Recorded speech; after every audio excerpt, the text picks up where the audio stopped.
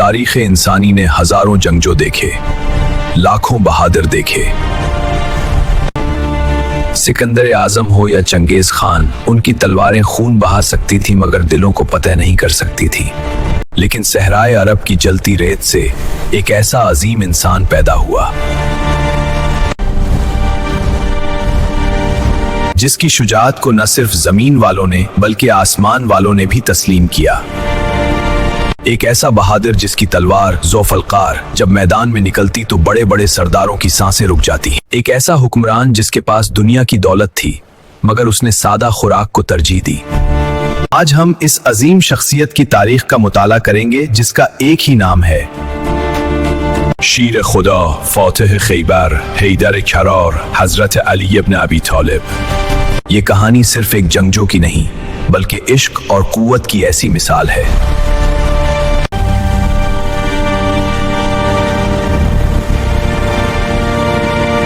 मक्का की वादी जहां हर तरफ बुत परस्ती थी, वहां 13 रजब को एक बच्चा पैदा हुआ जिसने कभी अपनी पेशानी किसी के सामने झुकाई। यही वजह है कि तारीख उसे करमुल्लाह वजह कहती है। सोचें, जिसका उस्ताद खुद रसूलुल्लाह सल्लम हो, उसका किरदार कैसा होगा। बचपन ही से हजरत अली का मिजाज आम बच्चों जैसा ना था। जबकि दूसरे खेल कूद में मसरूफ थे, वो अली नबी के कदमों में बैठकर हिकमत और इल्म सीख रहे थे। ये इब्तिदाई दौर ही था जिसने उन्हें जिस्मानी और रूहानी तौर पर फौलाद की तरह मजबूत बना दिया। फिर वो रात आई जब मक्का के दुश्मन नबी सल्लल्लाहु अलैहि वसल्लम के घर पर मुहासरे के लिए तैयार थे। मौत दरवाजे पर दस्तक दे रही थी मगर हजरत अली ने जान की परवाह किए बगैर रसूलुल्लाह सल्लल्लाहु अलैहि वसल्लम के पास रात गुजारी और साबित कर दिया कि बहादुरी ईमान की पुख्तगी से आती है, जिस्मानी ताकत से नहीं। वक्त गुजरता गया और इस्लाम के खिलाफ साजिशें बढ़ती गईं। 5 हिजरी में गज़वा खंदक का मकाम आया। दुश्मन की ताकतवर फौज मुसलमानों को चैलेंज कर रही थी। 3 बार नबी सल्लल्लाहु अलैहि वसल्लम ने आवाज दी और हर बार सिर्फ एक नौजवान खड़ा हुआ, हजरत अली। मैदान में कदम रखते ही धूल उड़ गई, तलवारें बज उठी और फजा में सिर्फ एक नारा गूंजा, अल्लाहु अकबर। 7 हिजरी में खैबर का मकाम आया। यहूदियों का मजबूत किला था जिसे दिनों तक मुसलमान फतह करने की कोशिश करते रहे मगर नाकामी हुई। रसूलुल्लाह सल्लम ने फरमाया, वो शख्स ये परचम लेगा जिससे अल्लाह और उसके रसूल मोहब्बत करते हैं। अगली सुबह परचम हजरत अली के हाथ में था।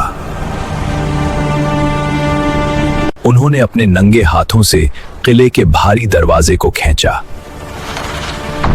और उसे ढाल बनाकर दुश्मन के खिलाफ लड़े।